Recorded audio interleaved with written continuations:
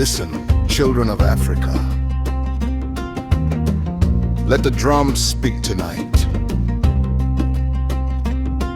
There was a woman from Ejisu who stood when others were afraid.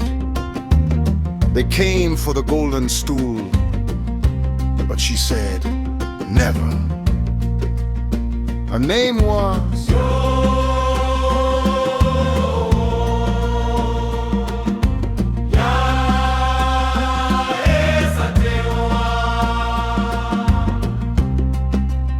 From the red earth of Ejisu, where the morning sun would rise. Let's dive right into this explainer. Today, we're unpacking the aftermath of the War of the Golden Stool and the incredibly complex, lasting legacy of Yaa Asantewaa. Now, if you've been following this history, you already know about the massive struggle between the Asante Empire and the British. But what happens when the smoke actually clears? Well, that's exactly what we're going to explore right now, looking at the harsh reality of her defeat, the survival of her people's ultimate symbol, and why her name still echoes so loudly today. So we've got to start with a pretty stark reality here. The woman who had stood at the very center of this rebellion was no longer free. Despite her absolutely fierce resistance and the massive uprising she led, Yaa Asantewaa was captured by the British. And with that capture, the political independence of the Asante Empire was effectively broken. The rebellion was over. For the people she had tried so desperately to defend, this was a devastating, crushing blow. The physical uprising was done. Let's move into Section 1, Capture, Exile, and Death. The Fall of Independence. The British didn't just imprison Yaa Asantewaa locally. No, they completely removed her from the board. She was exiled far, far away from her home of Ejisu to the Seychelles, along with other Asante leaders. She was entirely stripped from the land she knew, living out the rest of her days in exile until she passed away in 1921. She would literally never see the Asante homeland again. And you have to imagine the profound personal tragedy in that, being permanently severed from the very people and the very land you risked absolutely everything to protect. But you know, this builds into a completely different kind of victory. Section 2, the uncaptured golden stool, a symbol transformed. Because what actually happened to the Golden Stool? Well, the British never got their hands on it. During the entire rebellion, despite wanting it desperately, they never found it. It stayed completely hidden and was eventually safely recovered by the Asante people. By remaining uncaptured, it obviously continued to represent the ultimate sovereignty of the Asante. But because it had survived this massive British onslaught, it gained a whole new layer of meaning. It wasn't just about sovereignty anymore, it now represented pure, unyielding resistance. The very thing the British wanted to conquer became the enduring proof that they just couldn't conquer everything. It's incredibly tempting to turn historical figures into these flawless, one-dimensional heroes, right? But let's look at Section 3, the complex reality of history, beyond the legend. To truly grasp African history, we have to strip away our modern assumptions and ask, who was Yaa Asantewaa really? What was she actually fighting for when she went to war? Here's the thing. She fought for the political and cultural independence of the Asante Empire, not a modern nation-state. She wasn't fighting for the country of Ghana because, well, that country didn't even exist yet. She was fighting for her people within a specific, very powerful empire. And history is complicated, right? That very same Asante Empire had its own complex history of warfare, of rapid expansion, and participation in the slave trade. That distinction matters immensely. It's a great reminder that we have to look beyond modern borders to understand the very real, grounded motivations of historical leaders. And her personal journey, it's just as grounded. She wasn't born a soldier or a king who inherited a massive army. She was an ordinary woman from Ejisu who evolved into this extraordinary leader. She started out as a woman from her community, a farmer. Then she became a queen mother, a vital political figure. And finally, when history literally demanded incredible courage from her, she stepped up to become a military leader. It's this wild, remarkable evolution that shows how everyday people can be thrust right into the center of these historical, defining moments. Which brings us to Section 4, the legacy of Yaa Asantewaa, the power of leadership. Over a century has passed since the War of the Golden Stool, yet her life has become this profound masterclass in leadership. Think about it. When powerful men were uncertain, she stepped right forward. When throwing in the towel seemed like the far easier option, she flat out demanded resistance. And when a massive foreign power tried to claim the ultimate symbol of her people's identity, she completely refused to let it happen. She didn't just fight, she catalyzed action when everyone else was hesitating. That is the very definition of leadership. I mean, this conflict was the ultimate David and Goliath mismatch. On one side, you have the British Empire, professional soldiers, advanced guns, endless money, and an empire expanding relentlessly across the continent. And what do Ya Asantewaa have against all of that? A profound, rock-solid refusal to surrender. That was her ideological weapon. It really highlights the sheer physical mismatch of the war, but it also shows exactly what the British discovered, that fierce, unyielding resistance could come from anywhere, even from a woman they had profoundly underestimated. So as we wrap up this explainer, let's look at the final tally. She lost the physical war, she lost her freedom, and she died in exile. The rebellion was absolutely crushed. But, and this is huge, the British never succeeded in erasing her name. The story of the Queen Mother didn't just disappear on an island in the Seychelles. It traveled all the way back home. It survived through memory, through songs, through oral traditions passed down generation after generation. Today, schools teach her story. Institutions bear her name. She lost the immediate battle for sure, but she unequivocally won the war for her people's cultural memory. I want to leave you with this one final powerful thought. Today, her name is the story of an African woman who looked at an empire and decided that fear would not make her silent. Ya Asantewaa, the Queen Mother, the warrior who went to war for the Golden Stool. When you look at her legacy, the survival of her people's identity, and how Africa remembers her today, you've really got to ask yourself, ultimately, how will history remember those who refuse to be silent in the face of an empire? Around the walls of Kumasi, the resistance held its ground. And for a moment, mighty Britain heard the African battle sound.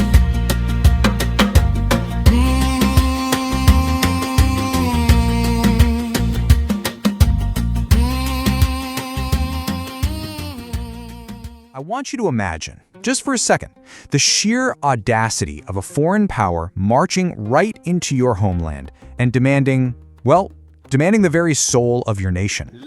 Not just a piece of land, not a new tax, but the ultimate spiritual and political core of your entire collective identity. That is exactly what happened at the turn of the 20th century in West Africa. And it sparked one of the most unforgettable, absolutely fierce uprisings in history, led by a truly extraordinary woman. Part 1. The demand for the stool and how the British took control. Now, what's really interesting about this slide is the profound, almost catastrophic disconnect it shows between these two sides. Over the years, the British had steadily strengthened their control over the region, but the real tipping point? That arrived when the British governor, Frederick Hodgson, stepped forward and formally demanded access to the Golden Stool. To the British governor, the Golden Stool was probably seen as, a piece of valuable furniture, just a shiny trophy of conquest for him to literally sit upon. But to the Asante people, this was a massive colonial miscalculation. The Golden Stool literally represented the nation itself. It held the spirits of their ancestors, it was their collective identity, and now this foreign governor was just casually demanding it? Part 2. The leaders hesitate, as the Ashanti come under threat. You can practically feel the heavy, desperate atmosphere as the Ashanti leaders gathered in the wake of this demand. Their king was already in exile. Surrounding them on all sides were these heavily armed British forces. And now they're looking at an impossible situation. I mean, how could they possibly fight a powerful, well-equipped colonial army? If they fought and lost, the consequences would be absolutely unimaginable for their families, their towns, their livelihoods. The weight of this question just hung in the air, creating this paralyzing silence among the male leaders. Part 3. Ya Asantewaa steps forward as the Queen Mother of Iju. So right in the middle of that heavy silence and palpable fear, one person looked around the room and decided she had heard enough. Ya Asantewaa, a former farmer and the Queen Mother of Ejisu, directly challenged the male leaders. According to tradition, she completely shattered the silence, essentially telling them, if the men will not fight, then we will. Let that sink in for a second. With that single powerful sentiment, she stepped forward and transformed into one of the central, driving leaders of the entire Asante resistance. Part 4. The Siege of Kumasi and the 1900 Uprising. Okay, so the year is 1900, and the War of the Golden Stool officially kicks off. Ya Asantewaa and her forces had one very clear objective: force the British out. And their tactics? Swift and highly effective. They quickly surrounded the British forces at Kumasi, cut off all communications, disrupted enemy movement, and just relentlessly attacked their positions. The British marched in there expecting an easy submission, right? But instead, they found themselves completely trapped by a highly organized, dangerous uprising. At the end of the day, they were defending their right to determine their own future. Ya Asantewaa became the symbolic and political leader of this resistance. And she wasn't just, cheering soldiers on from a safe distance. She was a brilliant commander organizing a massive rebellion against a global colonial power. Her leadership was a huge source of inspiration, because the Asante fighters knew they weren't simply fighting for territory or a palace, they were fighting for the very soul of their nation and their basic right to exist on their own terms. Part 5. The cost of resistance and a devastating toll. Now, as brilliant as the uprising was, the British refused to accept defeat.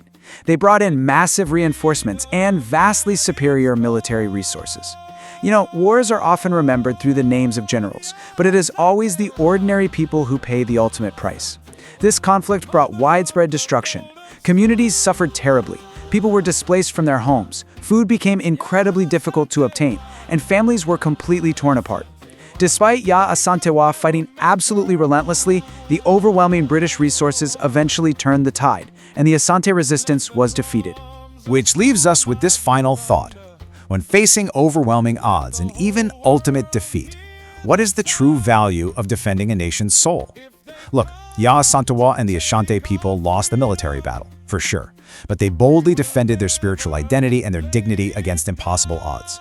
Their story forces us to really consider the profound legacy and the heavy human cost of self-determination.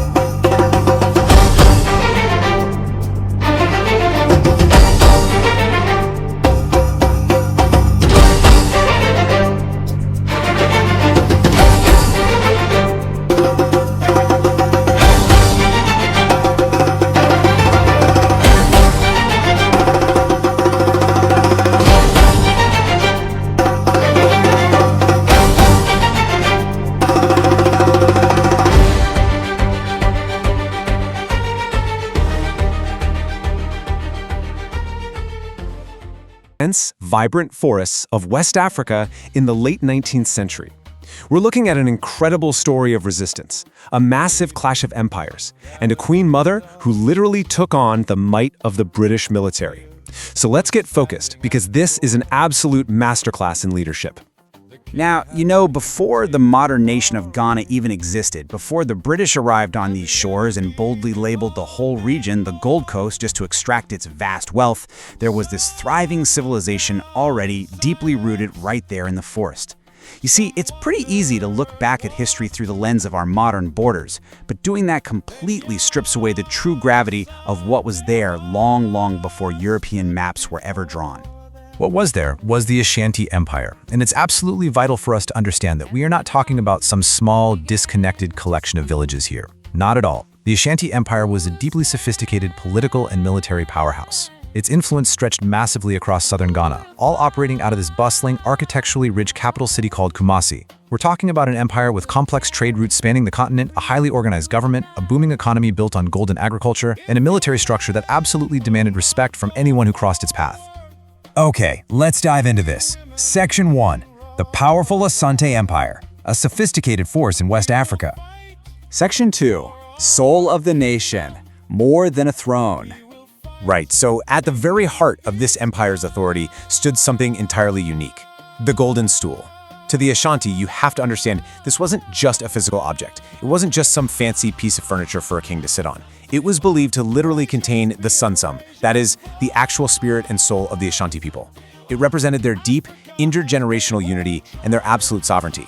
The Golden Stool was basically the living embodiment of their nationhood. The ultimate guarantee was this: as long as the Golden Stool remained safe, sacred, and out of foreign hands, the Ashanti nation survived. It was the absolute, undeniable heart of their entire political and spiritual universe. Section 3. The girl from Ijizu. Different kind of leader. So right around the middle of the 19th century, a girl named Ya Asantewa was born in the Asante region of Ijusu. Now, she was born into a society where it was entirely normal for women to hold significant political and economic authority. But here's the thing, she didn't grow up isolated in some royal palace. She became a farmer. And this is actually crucial. She intimately understood the land. She knew firsthand that food, logistics, and resource management were absolutely vital for a kingdom's survival. Her agricultural background gave her this deeply practical, really tactical mind. In a world where power was constantly being tested, she knew that true resilience didn't just come from weapons, It came from the ground up, literally, from feeding your people and organizing your community. Which brings us to Section 4. The British threat grows. A shifting balance of power. Now, the Asante Empire was surrounded by enemies, sure, but the most severe existential threat came from Britain. The British Empire desperately wanted to expand its control inland from the coast. And honestly, the rhythm of this timeline is just relentless. We are talking about decades of friction here, decades of wars over territory and trade, treaties made and then almost immediately broken, complex diplomatic missions failing time and time again, which were then followed swiftly by violent military confrontations. The British wanted the inland gold and unchecked access to these really rich trade routes. The Asante? Well, they wanted to protect their hard-won sovereignty. Neither side was going to back down, and the pressure was just building and building to a breaking point. And this brilliantly illustrates the classic asymmetric struggle this conflict became. Over on one side, you have the British Empire, armed with rapid-fire industrial weapons, modern artillery, and this growing rigid colonial military infrastructure completely intent on domination. But on the other side, the Asante Empire. Sure, they lacked the industrial machinery of Europe, but they possessed a devastating tactical advantage of their own. Experienced warriors who truly, deeply knew their environment. They knew the dense, unforgiving forests. They knew the hidden roads and the terrain. It was basically a battle of raw industrial firepower against absolute mastery of the local environment and, honestly, brilliant guerrilla tactics. Now, what's really interesting about this is Section 5, the king is exiled, the pivotal year of 1896. By 1896, things finally reached a boiling point. The British launched an aggressive campaign and did the unthinkable. Asante Haile Prempeh I, the king of the Asante, was captured. He was entirely removed from his homeland, separated from his people, and just put on a ship into exile. The British strategy here was simple but brutal. Cut off the head of the snake.